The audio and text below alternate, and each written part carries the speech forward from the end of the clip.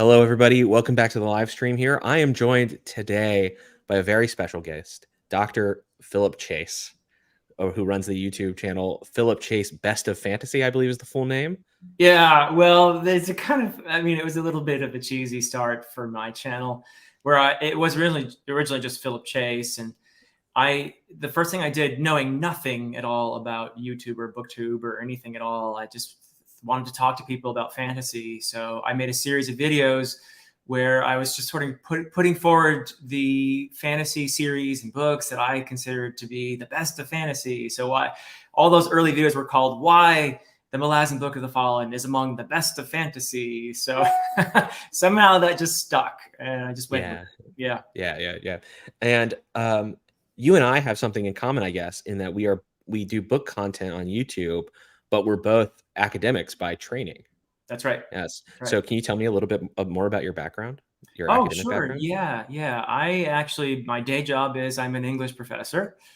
And my PhD was in medieval literature, specializing in Old English and Middle English. And I learned Old Norse as well for my dissertation, which I won't bore you by speaking about in detail, but it was about William Morris's translations of Icelandic sagas and Beowulf and his prose romances, which they were called in the 1890s, which are basically proto-fantasy. Yeah, which is a huge influence on Tolkien, by the way. Yeah. Okay, excellent. Yeah, I mean, so I guess your academic background actually very neatly fits in with your general interest in fantasy novels. Yeah, they are really, I can't separate them at all. My teaching, my academic interests, my writing, my involvement here on this platform, they all come from the same passion, more or less. And that started when I was probably around 12 and I read Tolkien's Lord of the Rings the first time, and it just blew me away. I didn't know the word, but I was experiencing major catharsis after finishing that. And it was just such an experience that I decided, you know what? That's what I want to do with my life. I want to be able to do that for people. And so, off I went. I learned Old English and Old Norse, and thinking, oh, to be a fantasy writer, you have to actually know all these ancient languages and stuff. So I took the scenic route, really. Yeah, there's a great line from a letter from Tolkien where he is like, I'm very happy that I started with maps, right? And I think that for a certain type of person, you're like, yeah, I have to start with maps, and I have to make sure the conjugation of the verbs in my language is correct. And then I'll worry about plot. That will come later. And the first thing I did when I was writing was I drew a map. So there you go. Yeah. I mean, I love fantasy maps. I always just kind of want to pore over them. I like to look at the maps before I read the books to try to guess where the plot's going to go based on even where they've centered it and things. It's just always so fun. I think it's such a fun staple of the genre. I was reading actually a book about someone's complaining that we're tearing them away from a book, but I was reading there's this one book that was written by a lecturer, I believe in Sweden, called Here Be Dragons. It's about fantasy maps. And he did a survey of books that have of fiction that has maps in it.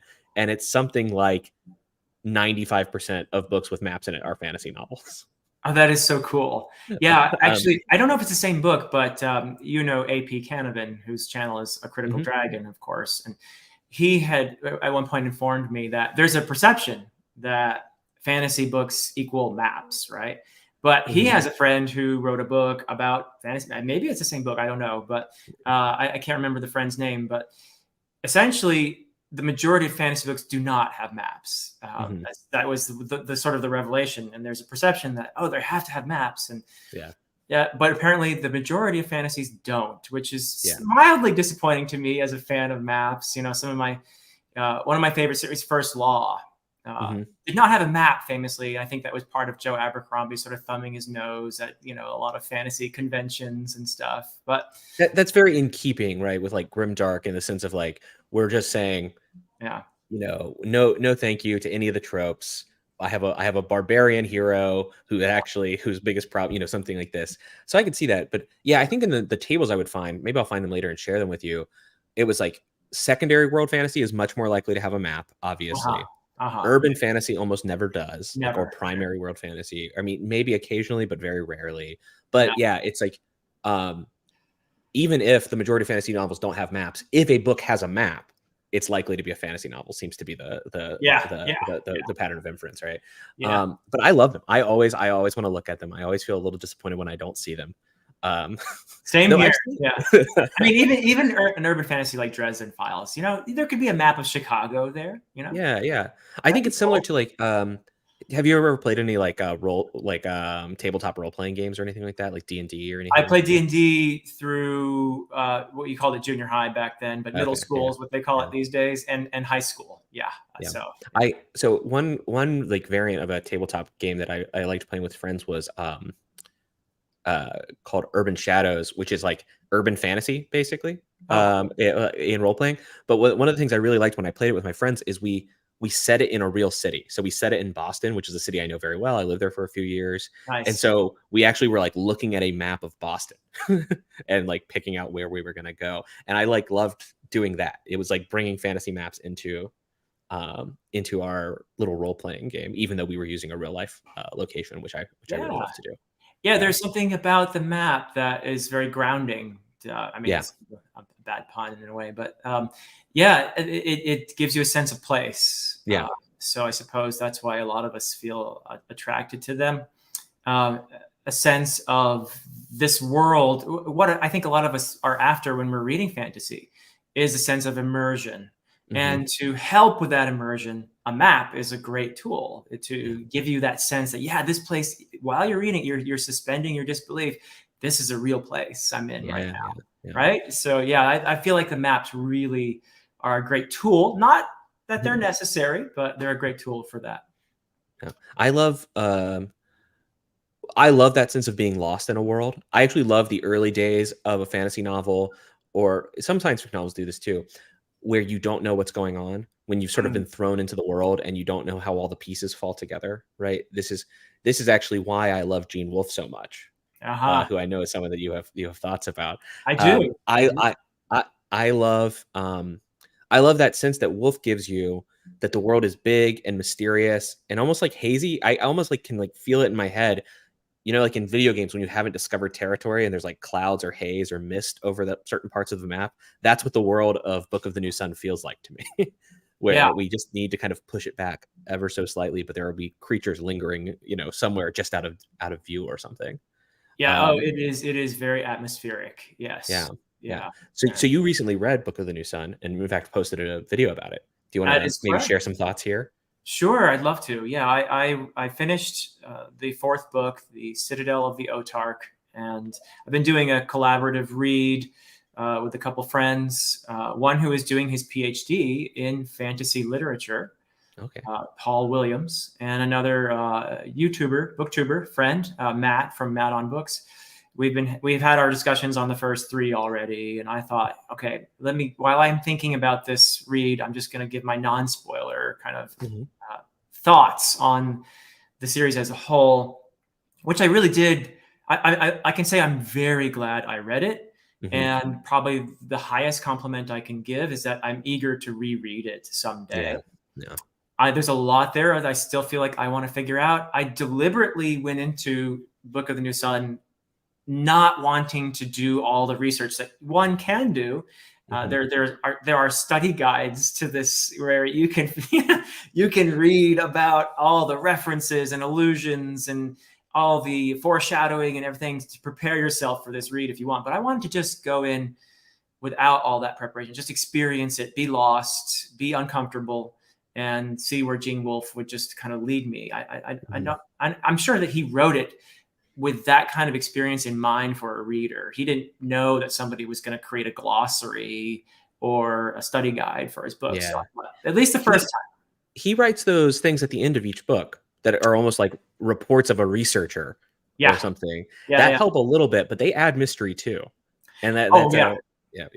Where those little tidbits where he's acting like he's a translator, but there are references to him going to the future in order to get, and it's just like, dude, this is so cool. It's a little bit like what Tolkien does with Lord of the Rings, where he's pretending, he was just a translator, right?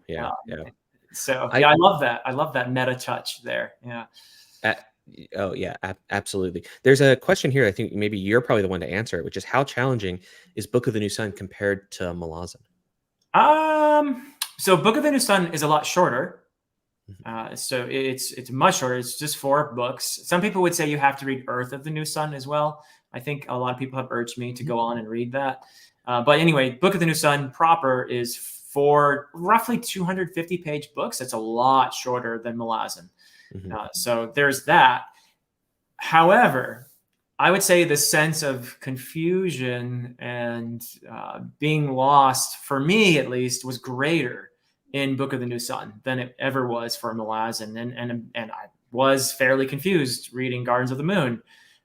So I think for both series, what I said in my little thoughts video on Book of the New Sun is you probably should be comfortable being uncomfortable, and that's something to keep in mind, that you're not going to be the master of this experience, and you have to be okay with letting go of that instinct. For me anyway, I had this instinct that I want to be the master of this experience. Mhm. So both of those series told me, nope, sorry, you're going to have to just go along with this ride here. Yeah. And I tried to embrace that. So I don't mean this as an insult in any way towards the other author I'm going to mention here, but he's just so high profile that it's easy to make comparisons. Gene Wolfe is in many ways like the anti Brandon Sanderson. Yeah, I And know what I you're mean is like going there. Yeah. he writes very short books. Yeah. They're very, very dense. He emphasizes prose and style a lot more. He's not worried about accessibility. And he hates info dumps. Like he will never give you now that changes slightly, I will say, with Earth of the New Sun. You Okay. just have some characters who finally just look at Severian and just say, here's what's happening a few times. Now they give him maybe a paragraph, and you need more than a paragraph to understand that series. Yeah. But it's helpful. I think you should definitely read Earth of the New Sun. I do think it really completes the series. Okay. But I took probably a year break between reading the Book of the New Sun and then Earth, and I didn't feel like I missed anything because of that. Yeah, I definitely will have to take a break because I'm very busy right now reading for SPFBO and Yeah, yeah. other commitments I'm in, buddy reads and stuff. So And yeah. not to mention, teaching and stuff. Oh yeah, that little thing that I do on the side. Yeah, yeah. And being a published writer. Yes, Yeah. that too. Yeah, in the midst of launching the 3rd book here this month. Yeah. Yeah. I went looking for reviews of your books just to see a glimpse to prep for this stream. And I was what I expected was to find lots of blogs with positive reviews, and Yeah. then find maybe other places a little more negative, because there's like a stigma about self-publishing and things. And I thought maybe there would be that, but I was really surprised, like when I found stuff on Reddit about you. Like every reader I read, like they all seemed just really, really positive about the Way of Edan. Like they Oh, seemed, that's cool. I actually am. I'm embarrassed to say this, but I'm not on Reddit at all. So I don't have an account anymore. I just typed in Way of Edan Reddit and just I can like do that. Okay. yeah, Cool. look Cool. for all Yeah. the results. And I was really impressed by how many people really were resonating with your work. Wow. Especially the theme I picked up was it's people who really love traditional fantasy Uh-huh. and who just for various like market reasons or whatever, the modern fantasy genre just isn't pushing traditional fantasy all that much. Right. Even the big fantasy authors, I mean, I guess Patrick Rothfuss would be the closest thing we had as like a big hit like this. I mean, you could correct me there, but like Grimdark was such a big thing, Yeah. which was closer to traditional in some ways. But like the biggest fantasy authors that I'm thinking about right now, like Brandon Sanderson by far is like probably the best selling fantasy author alive, Right. or at least one of them. Not very traditional in his orientation. No, and I'd say in the tone and in the prose as well, Yeah. he's not traditional fantasy, I would say. Where you're sort of drawing from like Tolkien, Beowulf, obviously, as sort of giving you there. Tad Williams is it would be another one, right? Yeah. But you said Williams, yeah. You said George R. R. Martin's also an influence for you. Definitely. Yeah. And it would be hard. It would be weird if he wasn't, because he was his books had such a huge impact. Yeah. Another big one for me is Ursula Le Guin, and her essay From Elfland to Poughkeepsie is sort of a guidebook for me when it Yeah. comes to fantasy prose. Hmm. And so, and I'm sure you also are a Le Guin fan. You know what I'm talking about with From Elfland to Poughkeepsie. I've talked about it ad nauseum on my channel. But basically, to summarize for any of your viewers who aren't familiar with the essay From Elfland to Poughkeepsie, you can almost tell from the title, right? She asserts that the prose is not some little like separate thing from the story. The prose is the story. And the prose in fantasy is very important because we were talking about immersion earlier. Hmm.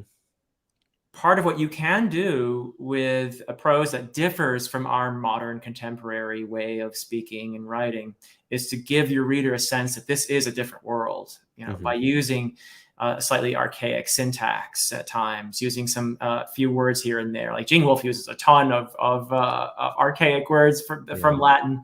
But you're giving your reader a sense this is not our place. In other words, you don't want your reader to feel like the characters in your story could be in New Jersey or Poughkeepsie, right? You want them to feel like this is another world and give them that immersion.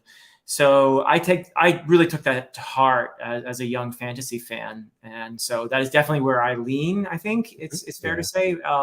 I believe most of the people who've given me feedback, all the kind folks out there who've reviewed the books, have said, yeah, it is reminiscent of classical fantasy in that sense, but it's also accessible. So that's doable still. You can write that way, but still make it not a pain for a reader who's not a medievalist to read. Yeah. Right? Yeah. I was reading, I can't remember the book, but I remember there was just like on the first page recently, and just like some kind of idiom that was just so modern and so rooted kind of in our last decade or so that I just immediately was broken out of the world. Like the narrator used it. It wasn't even a character using it. And it was just like, oh, this just isn't. And I don't think that everyone needs to write like Tolkien, right? Guy Gavriel Kay just got mentioned here. Guy Gavriel Kay has Tolkien influences, but his prose are distinct. And he is in some ways like more like Umberto Eco or something as a writer than he is like Tolkien, in these like really long running poetic sentences in a way that Eco was like so good at. So you can do it in many different styles. So I don't want to say everyone has to write like Tolkien in order to write this stuff, but attention to prose, not just to be pithy or funny or something, though those things can be good, but like can really bring you into the world in a really powerful way. And I think Le Guin does that really well when she's writing science fiction versus when she's writing fantasy. She has a slightly different style. Oh, sure. And I think like Earthsea has a bit more of a flow to it there, it's where so she's lyrical. Yeah. And where it's almost like you're being told like a tale, like, right? Or you're being like a song, like a bard is singing to you. You could imagine that a wizard verse particularly feels like a folk tale. Yeah, exactly. And so, and there's so much of the hero just sailing on his own in his own ship, and things like this that you can just kind of get lost in there. And what matters there is also his inner state of mind, in addition to the adventure he's going on. Where like in The Dispossessed, which is one of my favorite novels of all time, that's not the way she writes there, right? There's a bit more of a matter of factness to it a lot of the time. But the main character in The Dispossessed is a physicist, right? So there's going to be a certain kind of matter of factness when he's describing the world. Interesting. I haven't read The Dispossessed, but I imagine it might be similar to the way she writes that short story, The Ones That Walk Away from Omelas. Very matter of fact. Yeah. Yes, but less meta. So Omelas has that style of like, oh, did you think this would be the story? And then she'll like change details. Directly addressing the reader and all that. That's kind of a thing she did basically in that story. I think that she doesn't do that in a lot of other places. That works very well in that story, though, because it is like a philosophical thought experiment. And one of the things that happens when you have thought experiments is people contest the premises, right? They contest the terms of the debate. And so the fact that the fact that she will then kind of contest the terms of the debate there, or like subvert you there, works really, really well. But I highly recommend The Dispossessed. This is not a personal recommendation. This is just everyone in the world should read The Dispossessed. And absolutely, I need to read more for science fiction for sure. But so you've obviously thought a lot about prose, and I know that you've mentioned the fact that you're you've got some ideas percolating that you're working Yeah. on your own writing. Is that something you would be okay talking about a little bit? Have you Yeah. decided on your own approach in terms of prose? Yeah. Yeah. I think that naturally I like to run on for quite a while when I speak, and I find that actually I feel like I'm having more fun when I let my prose do that as well. Uh-huh. And probably, when you're that kind of writer, one of the ways that it works out very well actually is if you like to stick to a first person perspective, which is not always my favorite way to read, but Mm, I do think I write very naturally there, in part because sometimes someone's thoughts will go in many directions at once and then kind of weave together, and I try to follow that a lot when I'm writing. So I feel like the novel that I've had 4 or 5 ideas floating around trying to figure out which ways do they go, right? And I feel uh, like a couple of them have finally like come together in a really nice way, where I'm awesome. like, "Oh, this is the novel I should have been writing for the last year." And I started working there, and not using a first person point of view, but really strictly limiting yourself to that one character's viewpoint, and kind of doing a lot of Okay. Very tight indirect speech and POV, things in like other this. words. Yeah, Yeah. yeah, yeah, Okay. absolutely. So, I actually find it. I like multiple POVs as well in books, but I find that um, there's like a challenge and an art to sticking to one POV to tell the Hmm. full story, Yeah. in a way. So that's what I've been working on. And I had kind of wondered, like, am I writing a fantasy book? Because I could always bring in these elements. Am I writing a science fiction book? And it's really kind of heavily leaned into the science fiction genre with almost no fantasy elements to it. And in fact, though I'm kind of inclined to argue that the distinction between the two genres is not as rigid as people think it is. Oh, I would agree 100% with you on that. Especially when you have future technology and you just attribute it to unspecified, causal mechanisms. Right. That could be an arcane causal mechanism, or that could be a technological one that just isn't understood by a lot of people. I mean, I Um, Book of the New Sun, Yeah. yes, Yeah. exactly. Yeah. So a lot of the stuff that I like about fantasy can also translate very well into this. So Yeah. Another um, writer who's like that is Mark Lawrence, actually. okay, I haven't read Mark Lawrence. Yeah, I love his books, and he just gleefully discards the genre boundaries and in ways that will really surprise you, I think. It's kind of usually later in his trilogy when you realize, oh, this is actually not just a fantasy book. This is a science fiction book Yeah, too. yeah. And it's really cool the way he does it. Yeah, nice. So Yeah, yeah. and when I made my top 10 science fiction book list, which did very well, and I was very happy with it, though I think I would already change some books on there, Oh just yeah. because it's always evolving. Um, it's one of the problem with these top 10 lists, right? By the Oh, time you release it, you could probably want to make a change. yep. Someone pointed out, they're like, you don't like science fiction that really likes to get into like the details of some physical theory or something. And I realized, yeah, you're right. That's not what I'm looking for usually. Yep. I'm a philosopher by training. I'm interested in big ideas, but usually very abstract. And I like to see those in my science fiction. And you can see that equally well in fantasy. You see it less often, I think, but good fantasy writers can do it as well. Is that something you feel like? I had a very interesting comment on my review of Book of the New Sun from a viewer, to the effect that, because I had remarked that I really felt very intellectually engaged while reading Book of the New Sun, not as emotionally engaged as Mhm, many readers like to be and I totally accept that many fans of Book of the New Sun do feel emotional attachment to the characters. I personally did not feel much emotional attachment to the mhm, characters. I was fascinated, but I mhm, felt that they were, and this is not at all a negative, but the mhm. characters are flat to me. They Yeah, read like yeah, characters in a medieval allegory, yeah. like Piers Plowman or something. Mhm, So they have a symbolic purpose. They mhm, are vivid in their own ways. In their one dimensionality, they are incredibly interesting because they represent this thing, mhm. which Gene Wolfe is exploring. It is a theme driven, idea driven Yeah, yeah. story. And so that's what Gene Wolfe was, a brilliant writer. He knew exactly what he was doing. What the commenter said was, it feels like, and maybe this is because I read a lot of genre fiction, I feel the same way, but it feels like a lot of readers' expectations have shifted away from idea driven, theme driven to character driven, to plot driven. Do, Yeah. do you think that's an accurate assessment? I do think so. When I was reading some, I've been reading more like 60s and 70s science fiction lately because I've been getting into reading like Samuel Delany and things. Yeah. And Samuel Delany's characters do not go through, or at least in what I've read so far, I haven't read enough to say this definitively. They don't go through major character progressions. What it is like there's a mystery that's like this like philosophical scientific mystery at the beginning. Let's solve it. This comes out really clearly in Babel 17. And you're exploring the idea, and the character interactions are just there to let you see the idea from different perspectives. Right. And I love that. I actually am totally fine with this. But there are other readers who I think would read this stuff and say the plot is fairly standard. I could have guessed the plot from the very beginning, or I would have, guessed it. It was like telegraphing a little too clearly, and the characters don't change, and then the world just gets resolved or something, right? Mhm. And I can see that criticism. It's just not one that I share. It's just not one that resonates very strongly with me because I've always been drawn to this idea driven fiction. Yeah. It's why I think Book of the New Sun works so well for me. It's why Le Guin works. I mean, Le Guin writes very human stories as well, but every one of her novels is a big idea. Yes.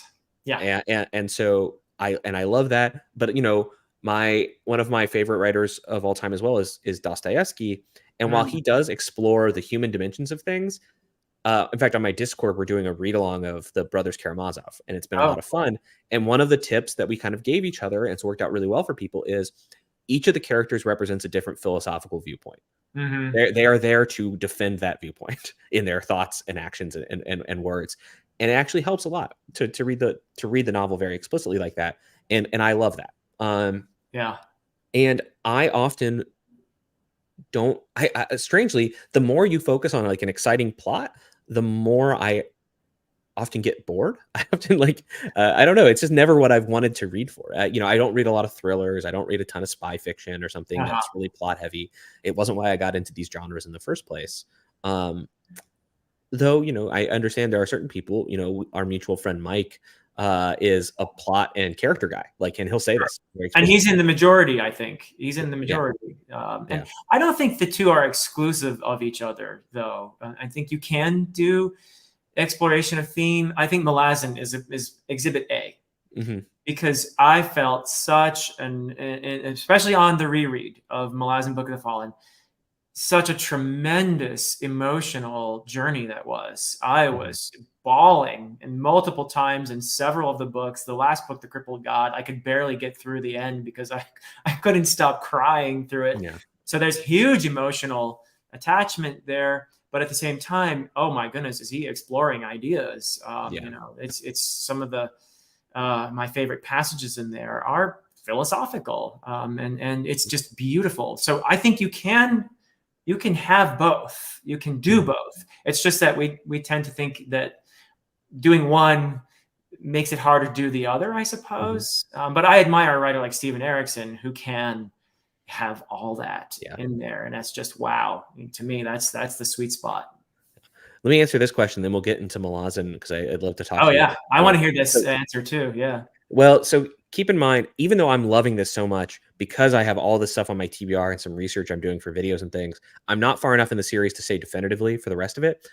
But even in the first book, which I think does have a really strong plot driving it, the plot's actually very standard. And Rockio, I think, is doing that on purpose because he's setting up some themes that are going to be really strong. Without spoiling it, I think one of the major themes that Rockio is trying to explore is like, what does it mean to be a human being? Hadrian Mhm. at various times starts to think we other these alien creatures, we other people who use technologies that we disapprove of. Um, and then he looks at himself and starts to wonder, but by these standards, would I be a human? And he starts to really question that and his connection between him and the world. You learn this in the first chapter, so that I feel okay saying this. The world of Sun Eater is a very hierarchical world with Mhm. certain classes of people that are genetically distinct, actually through various technologies. And I think that with this plot of like, what is it to be a human or to be a person, or what connects us? Is blood anything that actually connects us and things? These are the sorts of ideas that Rocky seems to want to explore. At the same time, he has no problem using a good plot. I just get the sense so far that there are lots of stock plots out there in the world. And sometimes a writer will just grab one and say, this is the plot I'm going to roughly follow. And I think especially with the first Sun Eater book, there's kind of you could kind of expect where it was going to go in a lot of ways, but you couldn't always expect the ideas that were going to get played out. And so, but I do agree with another commenter who says that there is a nice balance there. Yeah. Excellent. That's a series I definitely want to read. So I've gotten so many people into it who have now read more than me. Yeah. I told one friend about it and I said, man, I love this first book. I think you would love it. And like 3 weeks later, he's like, I can't believe the 6th book isn't out yet. Oh my goodness. Wow. I mean, these are big. And he read the novellas. And I was just blown away by that. Let me answer this question. Then we will definitely get to Malazan. So what makes a book philosophical as opposed to plot driven? Does a book need to be kind of more slow or wishy-washy to be philosophical? So let me answer that second here. It doesn't have to be slow or wishy-washy to be philosophical. Right. But one of the things that comes up in doing philosophy is understanding that things are always stranger and more complicated than you thought they would be at the beginning. So in my view, a philosophical novel cannot clearly state the conclusion at the beginning. Like, and if you have a clear sense of what the world is like at the beginning, then I really don't think it's going to be a great or a high quality philosophical novel. You need to introduce nuance. There needs to be at least some time where a character's whole worldview or the sort of worldview that the narrator has put forth is really seriously undermined. And actually, it kind of helps to put it in Hegelian terms. I typically think there should be a thesis, an antithesis, and a synthesis in a good philosophical novel. To use the Dispossessed, and I'll try to not use too many spoilers here, folks, because for some reason you people haven't read it, but Shevek is an anarchist. Shevek meets people who are essentially very like class-driven capitalists and has to learn to then reconcile it when he sees the contradictions in both systems. So he sees actually that how his own system, which he loves so much, falls short. And then he's seen a possible synthesis with the other country in the world, which are like state socialists. They're basically based on the Soviet Union or like China at the time.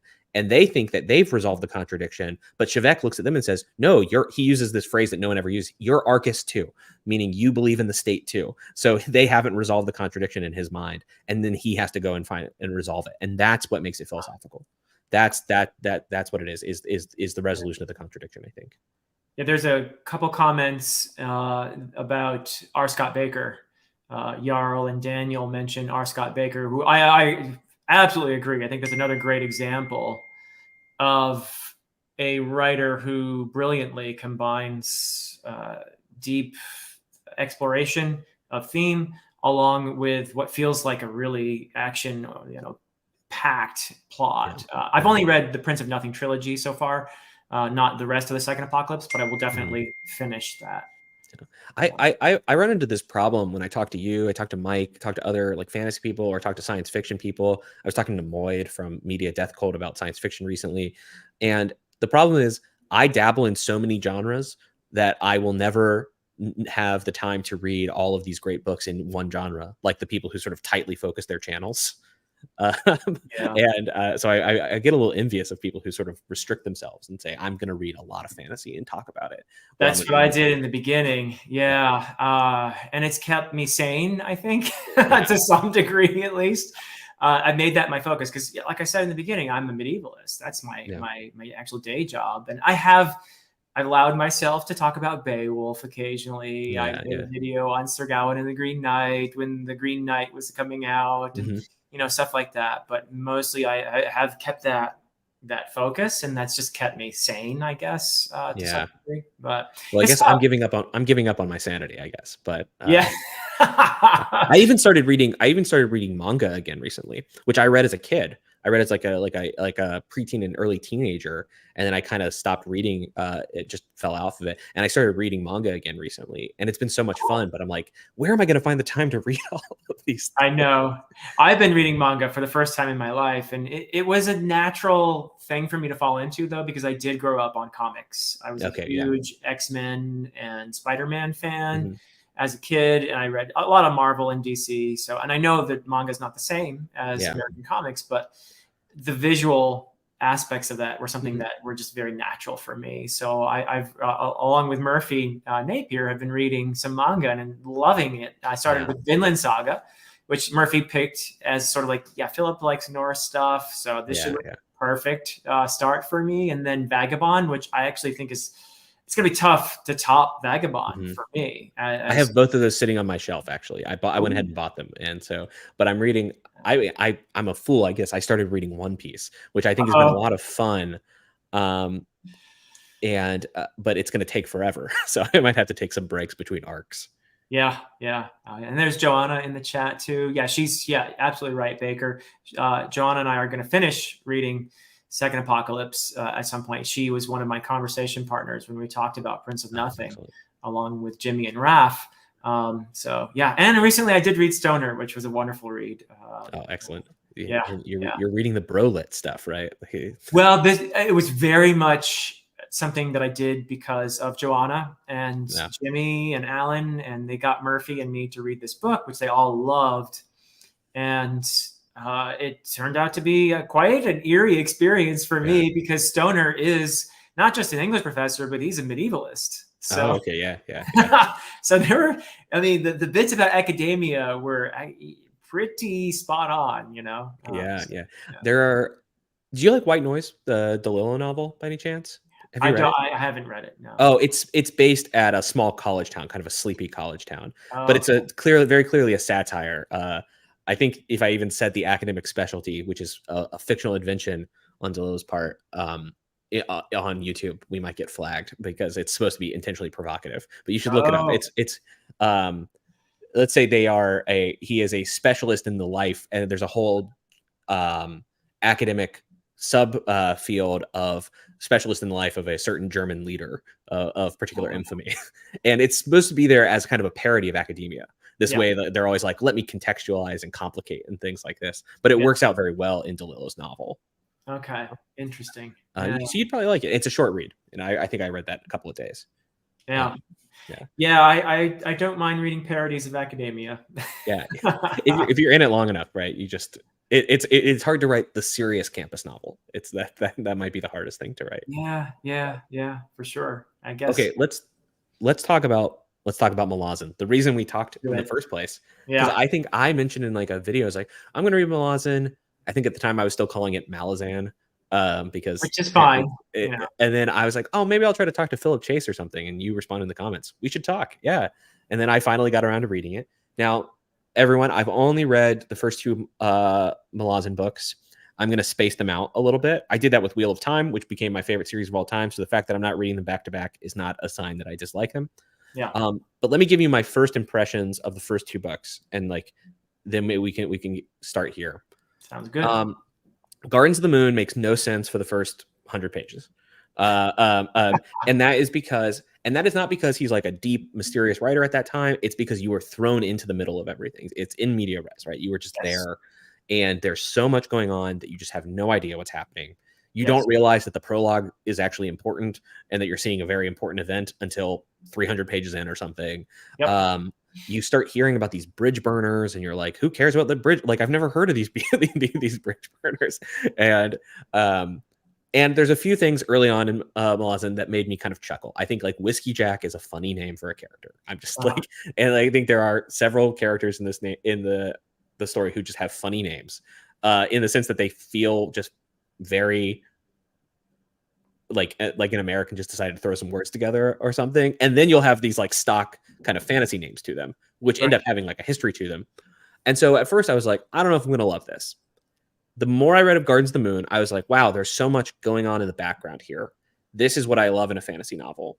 So when Animander Rake gets introduced, and you're like, what? There's all this mythology to it, and then there's like dragons suddenly, and there's like these demons that you don't have the full story to, and all of this stuff. And obviously the stuff about like the Warrens, you're sort of like, what are they? The way that they're kind of personified early on, people talk about them as like, my Warren feels this or something like this. The relationship between the gods, you learn about ascendance, but you're not quite sure what it means to ascend. There's two different types of shapeshifters in the world, and you're like, who made two? Like, you know, you're just and as I get into this, and that becomes bigger in Dead House Gates, right, where more gods are introduced. Actually, no, I think actually in Dead House Gates, you see the gods less often. That's one of the things about the first Gardens of the Moon. You're like hearing from God, Yeah, like the like twins. the Greek gods, you know, they pop Yeah. in and they mess around with people and they disappear. Yes. Yeah. And I do really love the fact that Malazan does one thing really, really well that I don't think a lot of fantasy does with God characters anymore.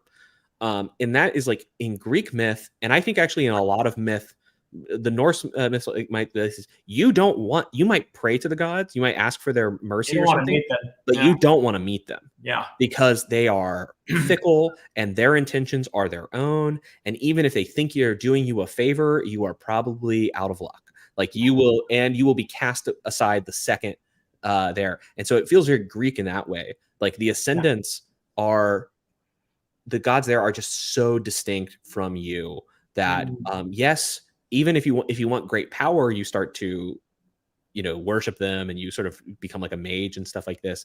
But there's always this sense that it's kind of an adversarial relation. It's like transactional and adversarial, and things could go wrong. And if you're not very, very clever, you will lose this like you will eventually lose. And I love that part. Yeah. And so then going into Dead House Gates is a very jarring experience, though, because I didn't know this when I was going in. Malazan is not one story. Malazan is not, or maybe okay.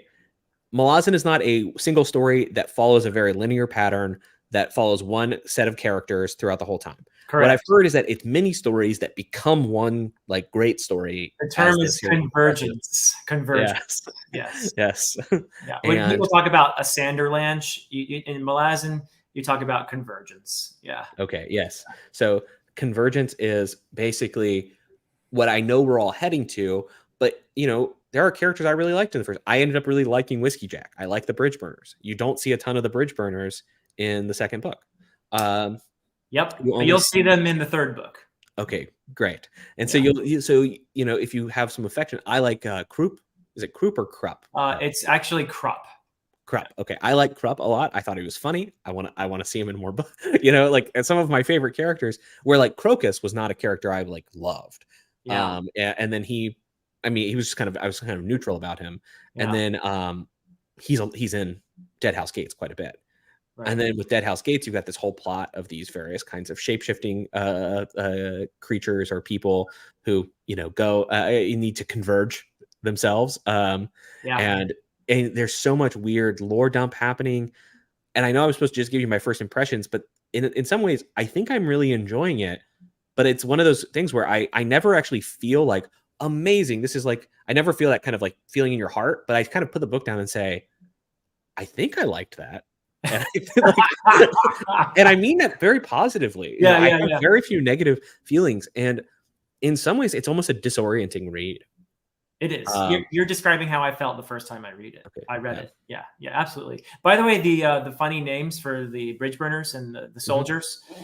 I don't know if you've read Glenn Cook's The Black Company. I have not. Okay. So that's a big influence on Malazan. And the idea of, you can see it in Glenn Cook was or I'm not sure if I hope he's still around. But anyway, he was a Vietnam War veteran who wrote fantasy, but it's very grounded in his experience in Vietnam. And those nicknames that you see in Malazan are very much like the nicknames that Glenn Cook has his characters, and very much like the nicknames the soldiers in Vietnam would give each other.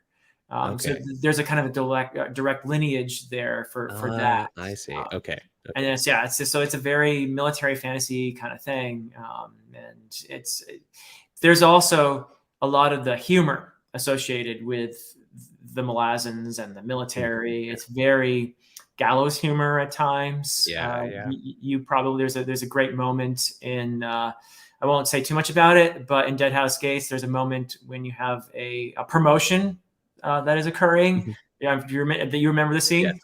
Yes. I mean, that's the kind of the humor that is associated with the Bridge Burners. It's very much reflecting that tradition of Vietnam War fiction. Like writers like Tim O'Brien, who actually wrote about Vietnam War, as opposed to Glenn Cook, who fictionalized it in The Black Company. So I see.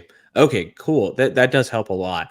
yeah. I also really do appreciate I appreciate the emphasis on war that does not romanticize war at all. Oh yeah. Yeah. Um, while at same like there is a very poignant moment near the end of Dead House Gates where a certain character that you come to love, at least I did, is eventually struck down, and you just go, it's a very there's some I mean, it hits hard, right? It hits Yep. really hard. And actually, the way that certain lore that was introduced at the beginning of the book suddenly becomes very poetically relevant to it, Yes. um, that hit me very hard. And so there is a lot there that I really like. I like this exploration of war, because a lot of fantasy does have a tendency to kind of gloss over the disgusting parts of war. That's War right. becomes a thing that valiant men do, and then the triumphant are always the virtuous are always triumphant, which I appreciate that in stories sometimes, right? Like the good guy wins, and that's good. But if you want to reflect war as most people will experience it, that is not their perception of No, war. yeah. So it's not like you wipe a little blood off your sword and it's over, and there's no PTSD, or there's no Malazan. One of the things I love about the series is Erickson and Esselmont as well, who is the other creator of this world, and Mhm. he's written his own novels in it. But they are very much interested in causes and the events themselves and the consequences. So Yeah. you never just get and I mean the way they describe battles, you'll find, I think, is just incredible. But Mhm. that's not the focus necessarily. Yeah. We're looking at the trauma as well, and the compassion, Mhm. the connection that can result when two enemies suddenly understand each other's humanity. There's Yeah. just so yeah, that's what we were talking about before with more philosophical, I guess, Yeah, yeah, yeah. stories. Yeah, Um, I think the choice of centering a historian character in a lot of battle scenes yeah, is actually a very powerful choice, it's because brilliant. he's commenting on things. He wants to keep an accurate record. He is a former soldier, right? So like that he Yeah, has that experience, yeah, but he's a little bit out of the action, but also he's sometimes in it, and he's older, and I think that also works really well because you feel this kind of slog. Like there's a slog in war, but you should feel that if you're experiencing these long oh, yeah, campaigns and marches. To feel like every day is fresh, it would be disingenuous. So there's a lot of really powerful stuff going on in that series. yeah, and Now, I one of the reasons I picked it up is people told me like, "Oh, you like philosophical fiction, you yeah, will love Malazan." But what I get the sense is that more of that's going to come out later. That I think that's fair. Yeah, yeah, yeah. yeah. I mean, it's starting in Dead House Gates. For example, you just mentioned Dewicker, the Mhm. historian who's going along with the chain of dogs. He's a very cynical historian. I'm sure Yeah, you noticed. yeah. And that's a theme that Erickson Esselmont never let go of, which is, and you might have perceived in some of the epigraphs as well that there's a Mhm. little bit of um, a sly kind of wink going on when some of the historical records are being presented. And Mhm. with Malazan, there is a constant questioning of the authenticity of the historical account. Yeah, yeah. Yeah, there are certain epigraphs which describe an event that you will then go on and see that you say that's not the same event, like, Exactly.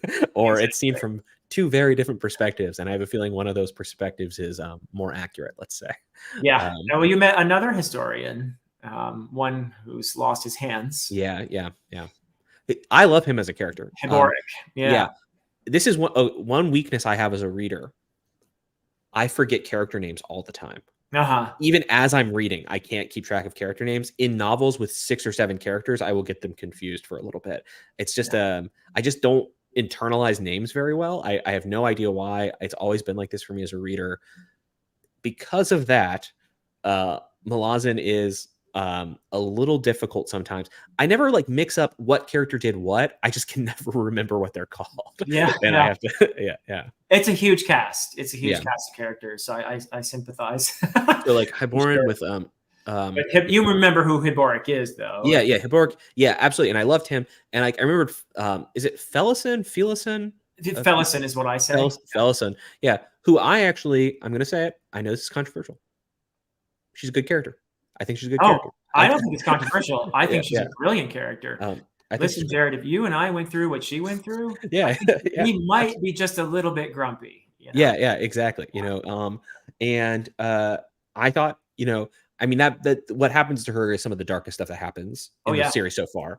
Yep. And I look at it and say, yeah, you know what? I see this. Like I see what's everything she does I find relatable, I guess in some ways, or Sure. understandable, Sure. which is what I'm looking for in a good character. Yeah. Yeah. So I like her a lot. I like that whole subplot actually with Fellison and with Bork, like with all of this. I thought that was all really well And done. Bowden. Yeah. No, Yes, I Bowden was like good. that interaction. Some very important Malazan themes are you're seeing the seeds of them in Okay. that Yeah. particular arc. You're Yeah. seeing these characters who are thrown together, who hate each other's guts. They're actually quite mean to each other. Not just Felicin. It's Hiboric is mean to her. Mhm. Bowden is mean. It's a. They're of course they're all going through a lot of hard times. Yeah. So yeah, and yet there are these moments of connection as Mhm. much as they do things to hurt each other. It's a very human, very raw, I think, part of Dead House Gates that I think is brilliantly done. And Mhm. I feel for her. I absolutely feel for her.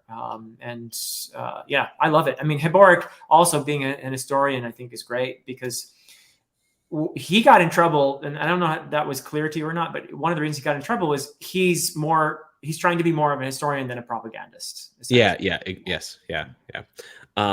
That was made very clear. Yeah. Yeah. And uh I mean so much of the political structure that you see, you think you understand the political structure in Gardens of the Moon because you have people stating what it is. Yeah. Or I should say this, you have people describing it, but maybe not accurately. And Yeah. then the layers of it keep shifting, right? Who you're actually rooting for, who you think might be Oh, okay. There are certain prominent characters that I just assumed I would hate because they seemed evil early yes. on. And then you learn a little bit about them and you go, oh wait, maybe they're smarter than I thought they were, and they're actually doing something very clever. That Um, is, I mean, you just hit on one of the major things about Malazan. And it's not just Stephen Erickson's The Malazan Book of the Fallen. This happens, there are certain characters that you're convinced, even at the end of Malazan Book of the Fallen, you're convinced that you still don't like these characters. But mhm, if you read Ian Esselmont's novels of mhm. the Malazan Empire or his prequel series, uh, you will start to think, oh, wait, I actually do kind of like this character. Yeah, Oh, and yeah, now I understand where they're coming from. yeah. And that is such a Malazan thing. Mm, You get these portrayals where you're from one POV and you think, oh, bad guy, and then a few chapters later, you're getting another perspective, and you realize, oh, wait, oh, huh, And even yeah, yeah. even the bridge burners, what are they doing? What are the Malazans doing? They are an acquisitive empire Yeah. going Yeah. around conquering people who didn't do anything to them, Mhm. and that's kind of evil. But yeah, we love these guys. Go bridge burners, first in, last out, So Yeah, they're like the elite troops of imperialism. like yeah, like like yeah, and this isn't even always like um when we look at historical events, we only say like, well, this empire did bad things, but like you could maybe give them a motivation sometimes, like there's resources that they wanted to acquire or something like this, expansion. The historical record always gets a little complicated. Sometimes with the Malazan Empire, it's just like they see a city and they think, I want it. Or at least that's how yeah, it appears early on.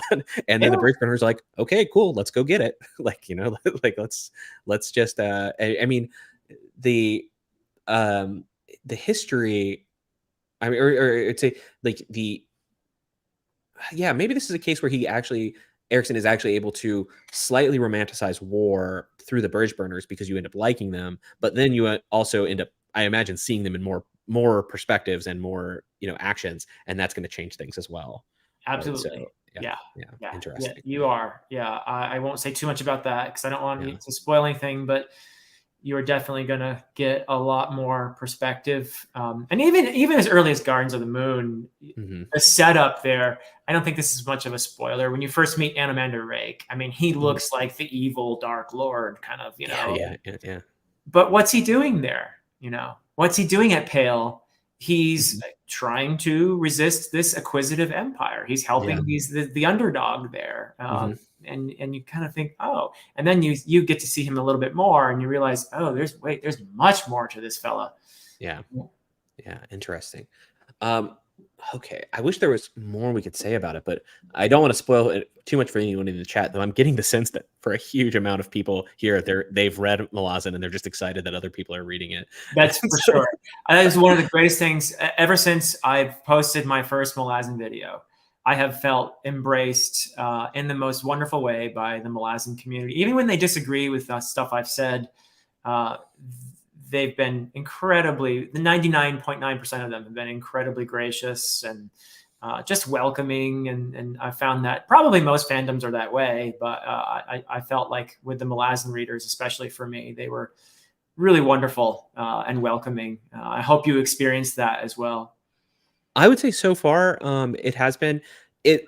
I think I get like a less extreme version of everything here because I just talk about so many different things in my channel. So Uh-huh. since I'm not like the fantasy guy, I'll have a few people, but like Jorge is in the chat, and I feel like every time I've mentioned Malazan, he's been like the first commenter to be like, "Yes, keep reading," Cool.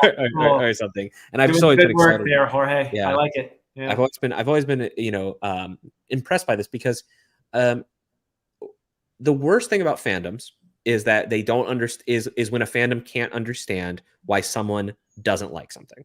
Yeah. And what it is that when I've even voiced some criticisms of Malazan, I haven't experienced that. I've just heard people say, "I hope you keep going." That's basically main response. Yeah. Yeah.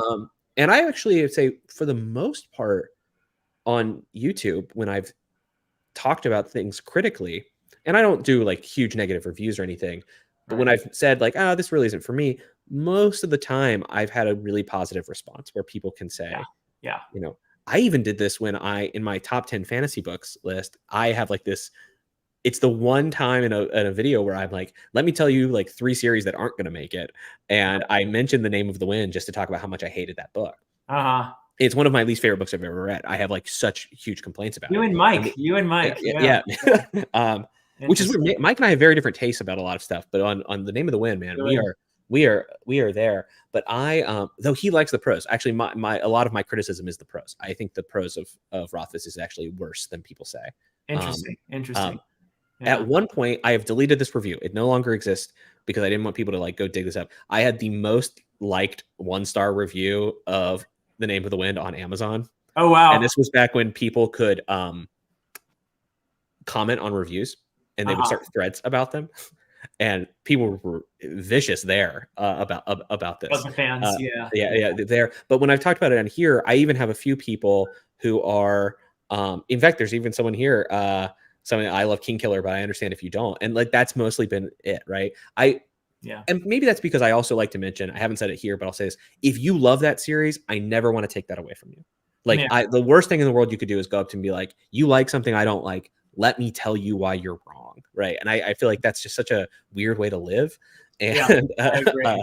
I actually and I like King Killer myself. yeah. I enjoyed both of the books and even the little novella, The Slow Regard of Silent Things. I Mhm. like that. And that even I think some King Killer Chronicle fans didn't like, but I actually liked it.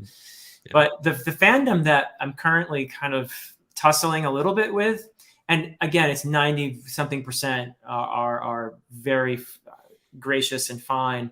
You mentioned Wheel of Time a little bit earlier. Mhm. I read the Wheel of Time when the last book came out. When Sanderson finished the series, that's when I finished Wheel of Time, like right Okay. then. So it's been Okay. more than a decade. But AP and I are watching the show currently, Okay. Yeah. the Wheel of Time show. And I don't want to get too controversial here or anything, but AP and I are actually kind of enjoying the show, especially AP actually.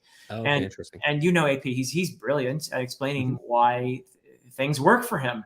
And so we're doing it. We've put out 2 discussions so far, mostly positive. I've put forward my little quibbles and things, and he's Mhm. put forward a few quibbles as well. Most of the comments have been very like actually people are saying, wow, it's just a relief to find somebody talking about the show in a rational way. Yeah. Yeah. Most of the comments have been along those lines, but we have had a few Yeah. people who are dedicated fans of the books and some pretty vicious name calling. How Yeah. dare Yeah. you like this show? The word woke has come up. Oh, yeah. Yeah. Yeah. You can imagine. Yeah. How do you feel about the show and all of that? Well, I haven't watched season 2, and to be honest, I don't know if I'll get around to it. I don't even have we don't own a TV. So if I want to watch a TV show, I have to watch it on my laptop. Same here. And so and there are just very few shows that I'm willing to like completely let take over my computer for a while. Right. I watched season 1 and I was very excited about it. In fact, in Austin, where I live, was one of the cities that got to see the first 3 episodes early in theaters. They rented out theaters and you would actually go see it. And I saw it in advance. Oh, wow. And I thought the pilot was pretty strong. I thought the second episode might have been one of the strongest episodes in the entire season. It has that great singing like moment where they're like sing for Manetheren. They have that horseback scene. That is a great scene. And then I just progressively lost interest in the show where I just didn't love it. And I thought that actually the show's writing, just like structuring a season, was really weak. I know that they had disputes about length. I know they had to deal with COVID. I know that they had to deal with a major actor leaving. Yeah. So they had a lot of bad stuff. And now they have to deal with like writer strikes and things. So this show is not having an easy time. Right. But I could say that like there were a few episodes kind of in the back half where I just think they kind of threw away the plot a lot of times. They broke their own rules, it felt like. And I really lost interest. And I watched the final episode and I didn't hate it. I just like, well, I just don't know if I want to keep going, right? I felt underwhelmed by the end, by the very last episode. And then season 2 was coming around and I was like, maybe I'll get to it. Maybe I won't. Yeah. And I say this as like the Wheel of Time is my favorite fantasy series of all time. Yeah. It is. I like really look at what Robert Jordan did as like he just works of real brilliance. And in fact, I've said this before that Sanderson would at least be in like a top 20 fantasy writers for me, even if he had never written anything but those last 3 Wheel of Time books. The last 3 books, yeah. Yeah, because he finished that series so well. And I agree. I think the last battle chapter, which is longer than Harry Potter and the Sorcerer's Stone, is brilliant. I think it's so brilliant. There's so much going on. It's tying together all of these things you've learned about the world. I feel like my heart flutter a little bit when I think about like Wheel of Time this much. Like it's like one of my true like literary loves. And I just kind of have just lost interest in the show. And and to go a little meta here for a second, I kind of feel like the show's the worst thing that ever happened to that fandom, because there are some parts of the fandom that like wanted it to succeed really badly because they want, and they decided that like they would be positive about absolutely everything, and that in fact they'd like really be against people being negative about it, right? And then there were some people who decided they hated it before they saw it. And I feel like battle lines got drawn really quickly there. And they're very rigid. Yeah. And it got very hard to have a nuanced conversation about the actual artistic merits of the show. Yeah. And that's what we're trying to do. That's what AP and I are trying to do. Yeah. And I think there's a small number of people who actually are interested in that. So, you know, I think great, you know. And I think it's also easier for me, though, to engage with the show that way as a more casual fan of the series, perhaps. I think that definitely is easier for me to separate the books in a way and see, there are certain things about the first season that I actually liked episodes 4, 5, 6, and 7 the most. Oh, okay. Which a lot of really dedicated book fans could not stand. Because does that include the Lan episode, like the sort of like their mourning for? Yeah, it does. I know that a lot of fans were upset about that because they felt it was very out of character for Lan. I loved that episode. I loved the whole idea of exploring the bond between the Aes Sedai and the Warder in a way that, yes, it didn't happen that way in the books, but it's true, I think, in some ways to this. They're exploring a very important aspect of the books, let's say, in a way that doesn't happen literally in the books. But I like that. I thought it was actually good storytelling, independent of the books. But I actually like that episode.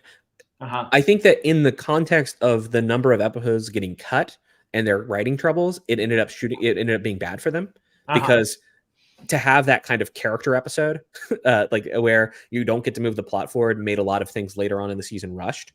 Right. At the same time, one thing that I'm actually very interested in is how people come back from traumatic events and can move on and Yeah. can and one of the things that I actually think sort of we, speaking very broadly about like modern America, don't do super well is Yeah. like communal mourning or something like this. We kind of have this sense that like even people want their funerals to be like celebrations because they mean well when they say this, and I get it, Mhm. but there's a place for like you have the room where you get to scream, right? Like, you know, it for land. You have the room where one person gets to be like the voice of lament.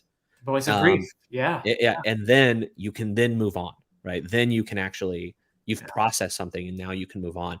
And I think the idea that like the Warders and the Aes Sedai would have something like that is totally in the spirit of the books. I Yeah. think it's totally in the spirit of it, totally in the spirit of the kind of warrior figure, the sort of stoic warrior figure kind of there. Doesn't mean they're completely emotionless. In fact, Right. Warders regularly have a lot of passion in the books. So Mhm. to sit there, and they're fiercely loyal. And so then to lose an Aes Sedai or like to lose someone like that, you would feel it, right? And Yeah. I think of the changes they made, this was probably my favorite change. Uh-huh. And I should say, I am not someone who thinks that adaptations have to be beat for beat adaptations, They or can't. even have to, Yeah. maintain all of the lore.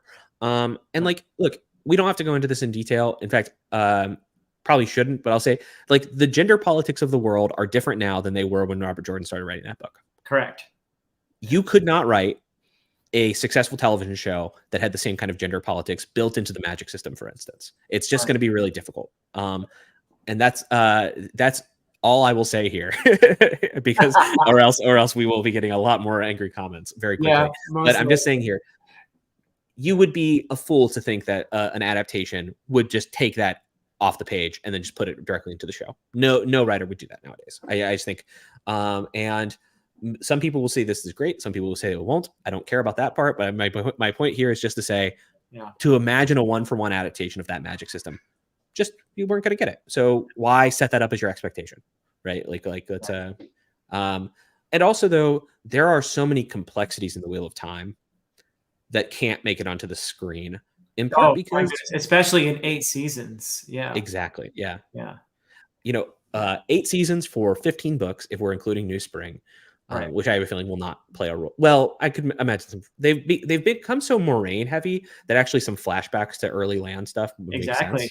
Yeah. In this season, there has been a mention of a New Spring episode where. Oh, okay, interesting. Yeah. It was in episode 2, I believe. It was Okay. a little cameo from New Spring happened there. Okay, because I really like New Spring. I think New Spring is really good. So maybe I will watch this sometime, but we'll see. I also kind of wonder, how did you feel about the fact that they decided to make Moraine kind of the main character?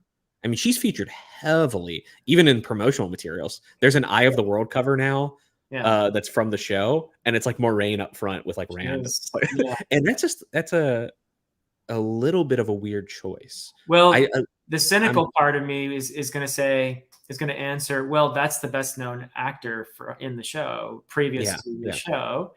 So it makes sense to feature. And she plays the part very well. She's a very good Moraine. Yeah.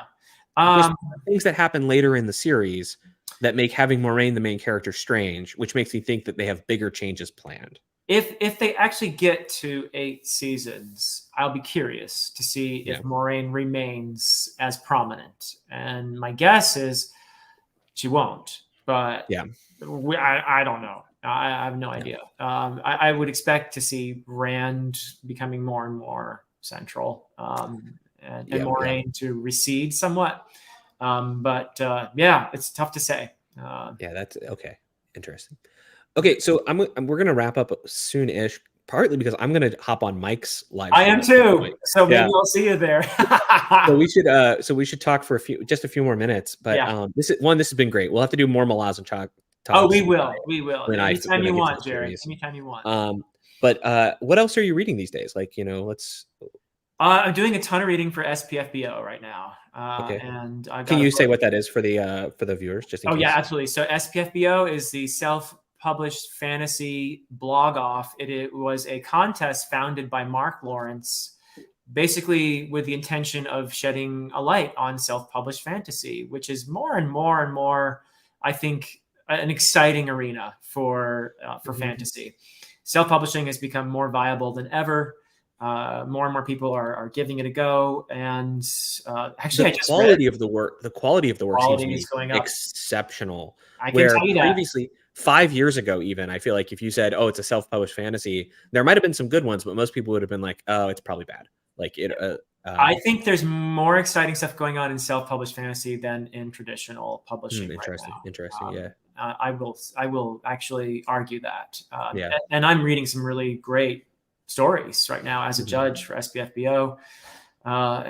There's just a certain creative freedom. It's kind of a bit of a Wild West thing right now, where there's a lot of creative freedom. Just to give a mini example of myself, I am putting out 3 books in a year. You could never do that right now in traditional publishing. And it's so broken right now that you're lucky to get 1 book out a year if you're in the traditional wing. So anyway, Mark Lawrence has just done this great thing where he started this basically out of the goodness of his heart, feeling, wow, I'm lucky to have made it, to have been published, to have an audience. And there are all these people out there who are writing and not getting any recognition. Some of them are very deserving. So he just did this out of the kindness of his heart. And it's become bigger and bigger and bigger every year. This year is the 9th iteration. And every year he opens it up on a certain day. And he's talked about this, how the time in which the 300 spots fill up has gone from a few days to a few hours to this time it filled in like 40 minutes. Wow. Yeah, if you're a self-publishing fantasy writer and you're interested in entering, you better be like, even if it's at 3 a.m. wherever you are, you need to be on it because it's becoming more and more and more prominent in the self-publishing community and even outside. It's very exciting to be part of this. I'm trying to do my little bit in addition to, on my channel to participate in this. And all the judges are there basically out of the goodness of their hearts, trying to support. I mean, it's a lot of reading. I had to read 30 books initially. That's a lot. Yeah. And decide on my semifinalists, make one of the 30 my finalists. Then I have to read the other 9 finalists. Okay. That's a lot. My reading has slowed down so much since I had a baby that the baby has like eaten into it. So the idea of reading 30 novels for this, while I'm sure they're all good or, it's interesting. Oh man. There's some great stories in there. times. Yeah. I feel like the definition of making it has changed. Especially for the genre fiction world. Maybe the self-published science fiction is a little weaker right now than fantasy. Fantasy self-pub just seems very lively.